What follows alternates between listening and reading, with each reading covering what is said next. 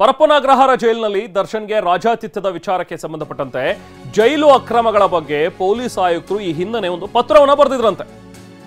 ಜೈಲು ಅಧೀಕ್ಷಕರಿಗೆ police ಆಯುಕ್ತರು ಬರೆದಿದ್ದಂತಹ ಪತ್ರ ಇದು. ವಿಲ್ಸನ್ ಗಾರ್ಡನ್ ನಾಗನನ್ನ ಬೇರೆ ಕಡೆಗೆ ಶಿಫ್ಟ್ ಮಾಡಿ ಅಂತ ಹೇಳಿ ಪತ್ರವನ್ನು ಬರೆದಿದ್ರಂತೆ.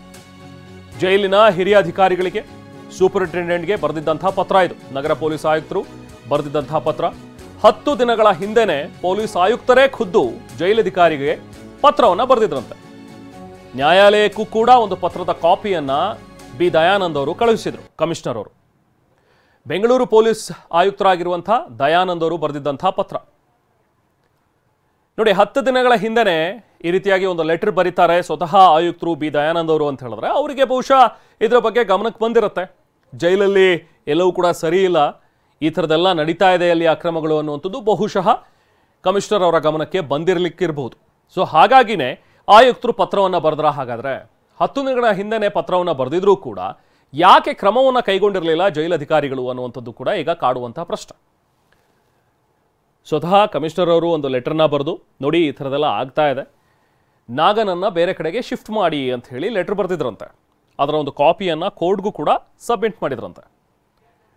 ಅದಾಗಿಯೂ ಕೂಡ 10 ದಿನಗಳಾದರೂ ಕೂಡ ಯಾರೂ ಅಧಿಕಾರಿಗಳು ಕ್ರಮವನ್ನು ಕೈಗೊಂಡಿಲ್ಲ. ಸೊ ಹಾಗಾಗಿನೇ ನೆಕ್ಸ್ಟ್ ಇದು ಹೊರಗಡೆ ಬಂದಿರುವಂಥದ್ದು ಈ ಎಲ್ಲ ಫೋಟೋಗಳು ನೋಡಿ. ಇದರಲ್ಲಿ ದರ್ಶನ್ ಈಗ ಮನೆಯೂಟಕ್ಕೆ ಬೇಡಿಕೆಯನ್ನು ಇಟ್ಟಿದ್ದಾರೆ. ಒಂದು ಹಾಸಿಗೆ ಕಳಿಸಿ, ಒಂದು ದಿಮ್ ಕಳಿಸಿ, ನನಗೆ ಓದೋದಕ್ಕೆ ಬುಕ್ಸ್ ಕಳಿಸಿ ಅಂಥೇಳಿ ಕೋರ್ಟ್ಗೆ ಒಂದು ಮನವಿಯನ್ನು ಮಾಡಿದ್ದಾರೆ. ಬಟ್ ಅಲ್ಲಿ ಕೋರ್ಟ್ನಲ್ಲಿ ಇನ್ನೂ ಕೂಡ ತೀರ್ಮಾನ ಆಗಿಲ್ಲ, ಇತ್ಯರ್ಥ ಆಗಿಲ್ಲ. ಅವರಿಗೆ ಮನೆ ಊಟ ಕೊಡಬೇಕಾ, ಬೆಡ್ ಕಳಿಸ್ಬೇಕಾ, ಯಾವುದೂ ಕೂಡ ಇನ್ನೂ ತೀರ್ಮಾನ ಆಗಿಲ್ಲ. ಬಟ್ ಅದಕ್ಕಿಂತ ಮುಂಚೆನೇ ಎಲ್ಲ ರಾಜಾತಿಥ್ಯ ಸಿಗ್ತಾ ಇದೆಯಲ್ಲ ಈಗ. ಹಾಗಾದ್ರೆ ದರ್ಶನ್ಗೆ ಇನ್ನೇನು ಅವಶ್ಯಕತೆ ಇದೆ? ಮನೆ ಊಟ ಅಂತೀರಿ, ಇಲ್ಲಿ ನೋಡಿದ್ರೆ ಬಿರಿಯಾನಿ ಹೊಡಿತಾ ಇದ್ದೀರಿ. ಬೆಡ್ ಬೇಕು ಅಂತೀರಿ, ಆರಾಮಾಗಿ ಐಷಾರಾಮಿ ಬೆಡ್ ಇದೆ ಅಲ್ಲಿ ಮಾತ್ರ. ಬುಕ್ ಓದಬೇಕು ಅಂತ ಹೇಳಿದ್ರೆ ಬುಕ್ ಬದಲು ನಿಮ್ಮ ಹತ್ರ ಮೊಬೈಲೇ ಇದೆ ಅಲ್ಲಿ. ನೀವು ಅಲ್ಲಿ ಕೂತ್ಕೊಂಡು ವಿಡಿಯೋ ಕಾಲ್ ಮಾಡ್ತೀರಿ, ಮಾತಾಡ್ತೀರಿ ಅಂತ ಹೇಳಿದ್ರೆ ಈ ರೀತಿಯಾದಂಥ ಒಂದು ಸವಲತ್ತು ಅಲ್ಲಿ ಒಬ್ಬ ವಿಚಾರಣಾಧೀನ ಖೈದಿಗೆ ಹೇಗೆ ಕೊಡೋದಕ್ಕೆ ಸಾಧ್ಯ ನೀವು ಅನ್ನೋ ಪ್ರಶ್ನೆಗಳು ಈಗ ಸಾರ್ವಜನಿಕ ವಲಯದಲ್ಲಿ ಕೇಳ್ತಾ ಇವೆ. ಸೊ ಈಗ ಕಮಿಷನರ್ ಅವರು ಕೂಡ ಬರೆದಿದ್ದಂತಹ ಒಂದು ಲೆಟರ್, ಇದಕ್ಕೆ ಸಂಬಂಧಪಟ್ಟಂತೆ ಮತ್ತಷ್ಟು ಡೀಟೇಲ್ಸ್ ನಮ್ಮ ಪ್ರತಿನಿಧಿ ಕಿರಣ್ ನೀಡ್ತಾರೆ. ಕಿರಣ್, ಇದ್ರ ಬಗ್ಗೆ ನಿಮ್ಮ ಜೊತೆಗೆ ನಾನು ಮಾತಾಡ್ತೀನಿ. ಅದಕ್ಕಿಂತ ಮುಂಚೆ ಮತ್ತಷ್ಟು ಅಪ್ಡೇಟ್ಸ್ ಇದೆ ಈ ಒಂದು ಪ್ರಕರಣದಲ್ಲಿ, ನೋಡ್ತಾ ಹೋಗೋಣ. ಸೊ ಈಗಾಗಲೇ ಜೈಲಿನಲ್ಲಿ ಈ ರೀತಿಯಾದಂತಹ ಒಂದು ರಾಜಾತಿಥ್ಯ ಸಿಗ್ತಾ ಇದೆ ಅನ್ನುವಂಥದ್ರ ಬಗ್ಗೆ ಇರುವಂತಹ ಒಂದು ವಿಚಾರ. ಸೊ ಅದಕ್ಕೆ ಸಂಬಂಧಪಟ್ಟಂತೆ ಈಗ ಬೇಗೂರು ಇನ್ಸ್ಪೆಕ್ಟರ್ನಿಂದ ಮೊದಲನೇ ಪ್ರಕರಣದ ಒಂದು ತನಿಖೆ ಈಗಾಗಲೇ ಆರಂಭವಾಗಿದೆ. ಅಂದರೆ FIR ದಾಖಲಾಗಿದೆ ಈಗ ಈ ವಿಚಾರಕ್ಕೆ ಸಂಬಂಧಪಟ್ಟಂತೆ. ಬೇಗೂರು ಇನ್ಸ್ಪೆಕ್ಟರ್ ಕೃಷ್ಣಕುಮಾರ್ ಅವರು ತನಿಖೆಯನ್ನು ಆರಂಭಿಸಿದ್ದಾರೆ. ಜೈಲಿನ ಲಾನ್ನಲ್ಲಿ ಕುಳಿತು ಕಾಫಿ ಕುಡಿಯುತ್ತಾ ಇರುವಂಥದ್ದು, ಸಿಗರೇಟ್ ಸೇವನೆ ಮಾಡಿರುವಂಥದ್ದು, ಇದ್ರ ಬಗ್ಗೆ ಕೂಡ ತನಿಖೆ ಆಗ್ತಾ ಇದೆ. ರೌಡಿ ಶೀಟರ್ಗಳ ಜೊತೆ ದರ್ಶನ್ ಅದು ಹೇಗೆ ಬೆರೆತರು, ಇದೆಲ್ಲ ವಿಚಾರ. ಲಾನ್ನಲ್ಲಿ ಕೂತ್ಕೊಳ್ಳೋದಕ್ಕೆ ಚೇರ್ ವ್ಯವಸ್ಥೆ ಮಾಡಿಕೊಟ್ಟವ್ರು ಯಾರು ಇವರಿಗೆ, ಸಿಗರೇಟ್ ಕೊಟ್ಟವ್ರು ಯಾರು, ದರ್ಶನ್ ಮತ್ತು ಆರೋಪಿಗಳ ಕೈಗೆ ಕಾಫಿ ಮಗ್ ಹೇಗೆ ಬಂತು, ಜೊತೆಗೆ ನಿಷೇಧಿತ ಸಿಗರೇಟ್ ಮತ್ತು ಮದ್ಯ ಮಾದಕ ವಸ್ತು ಅದೆಲ್ಲವನ್ನು ಕೂಡ ಯಾರು ತಂದುಕೊಟ್ರು, ನಿಷೇಧಿತ ಪ್ರದೇಶದಲ್ಲಿ ಸಿಗರೇಟ್ ಸೇದೋದಕ್ಕೆ ಬಿಟ್ಟಿದ್ಯಾರು, ಹಾಗಾದರೆ ಇವರಿಗೆ ಅವಕಾಶ ಮಾಡಿಕೊಟ್ಟಿದ್ಯಾರು, ಇದಕ್ಕೆಲ್ಲ ಫೋಟೋ ಹಾಗೂ ವಿಡಿಯೋ ಚಿತ್ರೀಕರಣ ತನಿಖೆಗೂ ಕೂಡ ಈಗ 2ನೇ ತಂಡವನ್ನು ರಚನೆ ಮಾಡಿದ್ದಾರೆ. ಸೊ ಒಂದು ಈ ರೀತಿಯಾಗಿ ನಡೀತಾ ಇರುವಂಥ ಒಂದು ವಿಚಾರ, ಅಲ್ಲಿ ಒಳಗಡೆ ಆಗ್ತಾ ಇರುವಂಥ ವಿಚಾರ, ಅದನ್ನು ಫೋಟೋ ತೆಗೆದವರು ಯಾರು, ಇದನ್ನು ಕೂಡ ಹುಳಿಮಾವು ಇನ್ಸ್ಪೆಕ್ಟರ್ ಕುಮಾರಸ್ವಾಮಿ ಅವರ ನೇತೃತ್ವದಲ್ಲಿ ತನಿಖೆ ನಡೀತಾ ಇದೆ. ಸೊ 2 ಆಯಾಮದಲ್ಲೂ ಕೂಡ ಈಗ ತನಿಖೆಗಳು ನಡೀತಾ ಇವೆ. ಫೋಟೋ ತೆಗೆದಿದ್ದು ಹಾಗೂ ವಿಡಿಯೋ ಕಾಲ್ ಬಗ್ಗೆನೂ ಕೂಡ ಇದರಲ್ಲಿ ತನಿಖೆ ಆಗುತ್ತೆ. ನಿಷೇಧ ಇದ್ರೂ ಕೂಡ ಆರೋಪಿಗಳ ಕೈಗೆ ಅದು ಹೆಂಗೆ ಮೊಬೈಲ್ ಸಿಕ್ಕಿದೆ, ಮೊಬೈಲ್ ಇದೆ, ಫೋನ್ ಮಾಡ್ತಾರೆ, ವಿಡಿಯೋ ಕಾಲ್ ಮಾಡ್ತಾರೆ ಅಂತ ಹೇಳಿದ್ರೆ ಇದನ್ನು ಒದಗಿಸಿದವ್ರು ಯಾರು, ಇಂಟರ್ನೆಟ್ ಸಂಪರ್ಕ ಹೇಗೆ ಬಂತು, ಅಲ್ಲಿ ಹೋದರೆ ಎಲ್ಲ ಜಾಮರ್ಗಳು ಆಕ್ಟಿವೇಟ್ ಆಗಿರುತ್ತೆ.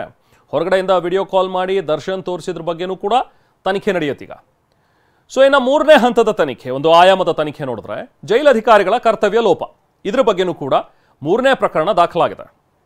ಸೊ ಇದ್ರ ಬಗ್ಗೆನೂ ಈಗ ವಿಚಾರಣೆ ನಡೆಯುತ್ತೆ. ಎಲೆಕ್ಟ್ರಾನಿಕ್ ಸಿಟಿ ACP ಮಂಜುನಾಥ್ ಅವರಿಂದ ಈ 3ನೇ ಪ್ರಕರಣದ ತನಿಖೆ ಆರಂಭವಾಗಿದೆ. ಈಗ ಕರ್ತವ್ಯ ಲೋಪ ಎಸಗಿರುವ ಜೈಲಧಿಕಾರಿಗಳ ವಿರುದ್ಧವೂ ಕೂಡ ಡಿಪಾರ್ಟ್ಮೆಂಟಲ್ ಎನ್ಕ್ವೈರಿ ಆಗುತ್ತೆ. ಈಗಾಗಲೇ 9 ಜನರನ್ನು ಸಸ್ಪೆಂಡ್ ಮಾಡಿದ್ದಾರೆ. ಪರಪ್ಪನಗ್ರಹಾರ ಅಧಿಕಾರಿಗಳ ವಿರುದ್ಧ ನಡೆಯಲಿರುವಂತಹ ತನಿಖೆ ಇದು. 3 ತಂಡಗಳನ್ನು ರಚಿಸಿದ ಈಗ ಆಗ್ನೇಯ ವಿಭಾಗದ DCP ಸಾರಾ ಫಾತಿಮಾ ಅವರು ರಚಿಸಿರುವಂತಹ ತಂಡಗಳು, 3 ತಂಡಗಳು ಬೇರೆ ಬೇರೆ ಆಯಾಮಗಳಲ್ಲಿ ಈಗ ತನಿಖೆಯನ್ನು ಮಾಡ್ತಾ ಇದ್ದಾರೆ. ಸೊ ಹೀಗೆ ಈಗ ಪ್ರಕರಣದಲ್ಲಿ ಈ ಒಂದು ದರ್ಶನ್ಗೆ ರಾಜಾತಿಥ್ಯ ಕೊಟ್ಟಿರುವಂತಹ ಒಂದು ಪ್ರಕರಣಕ್ಕೆ ಸಂಬಂಧಪಟ್ಟಂತೆ 3 FIRಗಳು ಕೂಡ ಈಗ ದಾಖಲಾಗಿವೆ. ಸೊ ಇದರಲ್ಲಿ 3 FIRನಲ್ಲಿ ಏನೇನಿದೆ ಅನ್ನುವಂಥದ್ದನ್ನು ನೋಡ್ತಾ ಹೋಗೋಣ. ನೋಡಿ, ಈ 3 FIRನಲ್ಲಿ 2ರಲ್ಲಿ ದರ್ಶನ್ ಆರೋಪಿ ನಂಬರ್ 1 ಇದರಲ್ಲಿ. ಸೊ 2 FIRನಲ್ಲಿ ಪ್ರಮುಖ ಆರೋಪಿಯಾಗಿರುವಂಥದ್ದು ದರ್ಶನೇ. ಒಂದು FIRನಲ್ಲಿ ದರ್ಶನ್ A1, A2 ಆಗಿರುವಂಥದ್ದು ಧರ್ಮ, A3 ಆಗಿರೋದು ಸತ್ಯ. ಇನ್ನೊಂದು FIRನಲ್ಲೂ ಕೂಡ ದರ್ಶನೇ A1, ಅದರಲ್ಲಿ Wilson Garden Naga A2, Nagaraj A3, Srinivas alias ಕುಳ್ಳಾಸಿನ A4. ಸೊ ಹೀಗೆ ಎರಡೂ FIR ನಲ್ಲೂ ಕೂಡ ಈಗ A1 ಆಗಿರುವಂಥದ್ದು ದರ್ಶನ್. ಸೊ ದರ್ಶನ್ಗೆ ರಾಜ್ಯಾತಿಥ್ಯ ಕೊಟ್ಟಂತಹ ಒಂದು ವಿಚಾರಕ್ಕೆ ಸಂಬಂಧಪಟ್ಟಂತೆ ದಾಖಲಾಗಿರುವಂತಹ FIRಗಳಿದು. ಇದರಲ್ಲಿ ನೋಡಿ ದರ್ಶನ್ ಅಲಿಯಾಸ್ ಡಿ ಬಾಸ್ ಅಂತ ಹೇಳಿ ನಮೂದು ಮಾಡಿದ್ದಾರೆ. ಸೊ ಆತನನ್ನು ಕರೆಯುವಂಥದ್ದು ಈಗ ಅವರ ಅಭಿಮಾನಿಗಳೇನು ಕರೀತಾರಲ್ಲ ದರ್ಶನ್ಗೆ ಡಿ ಬಾಸ್ ಅಂತ ಹೇಳಿ, ಅದನ್ನು ಕೂಡ FIR ನಲ್ಲಿ ಅದೇ ರೀತಿಯಾಗಿ ಮೆನ್ಷನ್ ಮಾಡಿದ್ದಾರೆ ಪೊಲೀಸರು.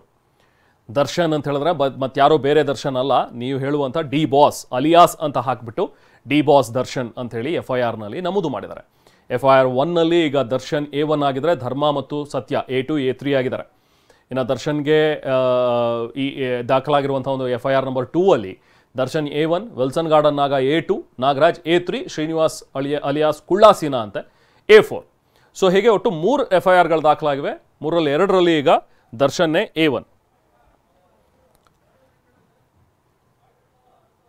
ಸೊ ಜೈಲಿನಲ್ಲಿ ಇವರಿಗೆ ಯಾರ್ಯಾರು ಇದನ್ನ ಸಪ್ಲೈ ಮಾಡಿದ್ದಾರೆ, ಅದು ಹೇಗೆ ಸಿಕ್ತು, ವಿಚಾರಣಾಧೀನ ಖೈದಿಯಾಗಿರುವಂಥ ದರ್ಶನ್ ಇಷ್ಟೊಂದು ರಾಜಮರ್ಯಾದೆ ಹೇಗೆ ಸಿಗ್ತಾ ಇದೆ ಇವರಿಗೆ, ಇದೆಲ್ಲದ್ರ ಬಗ್ಗೆನೂ ಕೂಡ ಈಗ ತನಿಖೆ ನಡೆಯುತ್ತೆ.